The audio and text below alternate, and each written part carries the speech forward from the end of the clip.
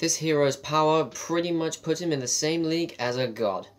Hey guys, today I'll give you the comic book origins of Dr. Jonathan Askovich, also known as Dr. Manhattan. Now, Dr. Manhattan, as I said, is one of the most powerful beings that DC has ever made. He has so many powers, it's almost impossible to count how many, but he is by far one of, if not the most powerful being DC has ever made. He is part of the team known as the Watchmen, alongside characters such as Night Owl, Rorschach, Silk Spectre, and so on. But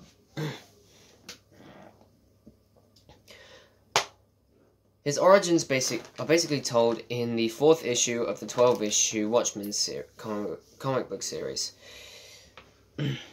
when he self-exiled himself in the belief that he was giving people cancer. As on Mars, we learn that his real name is Dr. John Askovich, and he was a scientist, or a physicist, who was trying to determine whether things were held together with more than just normal physics. Whilst working on his theories, he had started a relationship with a fellow scientist there as well. The two of them had a happy relationship, but John was also saddened at the fact that he couldn't fix her watch. But one day when they were going out to lunch, John had to go back into a testing chamber in order to grab his coat, but the door to the machine had closed and the machine itself had activated. With his co-workers unable to do anything, they could just stand there and watch as the machine pulled John apart on a molecular level. It's kind of graphic, but it's also pretty cool. But months later, John started to reform his body piece by piece, starting with the nervous system, then to a skeleton, then to a skeleton with muscle sinew, and then finally a full-fledged person, even though he was blue and completely bareback naked. But not only that, but he had gained the ability to manipulate time and space, and to reform and rearrange particles and atoms. But he took the name Dr. Manhattan as a reference to the Manhattan Project, which gave the atomic bomb.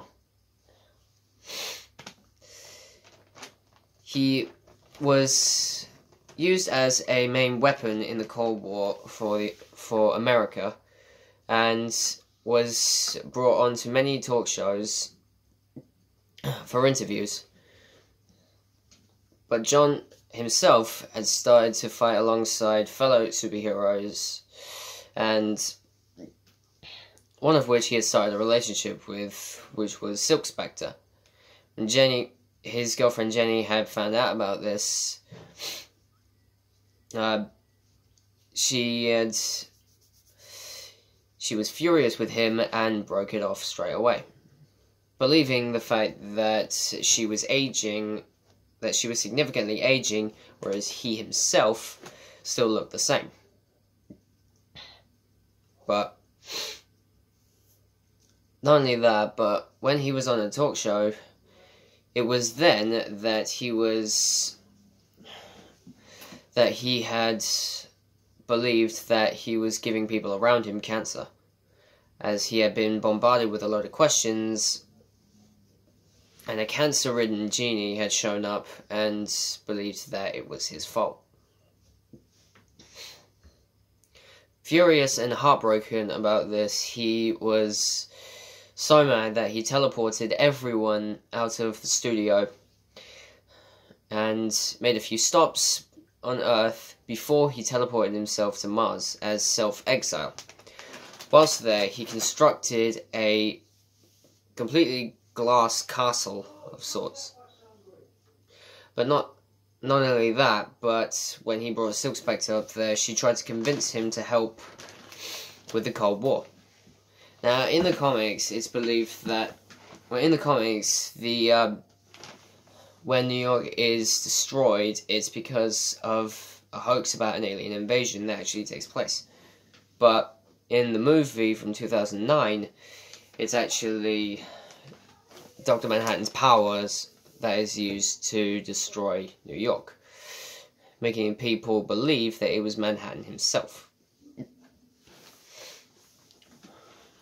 When Manhattan returned to Earth in order to stop this threat, he had actually walked into a trap which had others believe that he had been vaporized.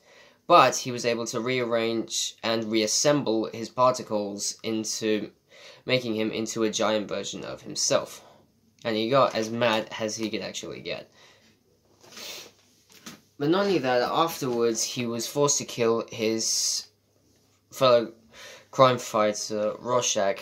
Because of his moral code, he believed that the people felt the need to hear the truth about what actually happened. With Manhattan, he didn't believe that to be so. So Manhattan vaporized him. Which is very nice for a friend, but afterwards, Manhattan had decided to leave Earth and create life on a different planet completely, and even banning himself from Earth. It's kind of sad, but still, it does make sense. Manhattan has so many powers, strength, teleport, time manipulation,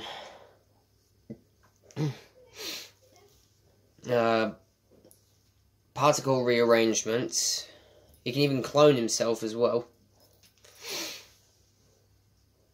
He is just by far one of the most powerful beings that has ever been made in comic books. Well, that's it for Dr. Manhattan, guys. Be sure to like and subscribe and comment what you think down below, and I'll come back tomorrow to give you more origin stories. See you guys.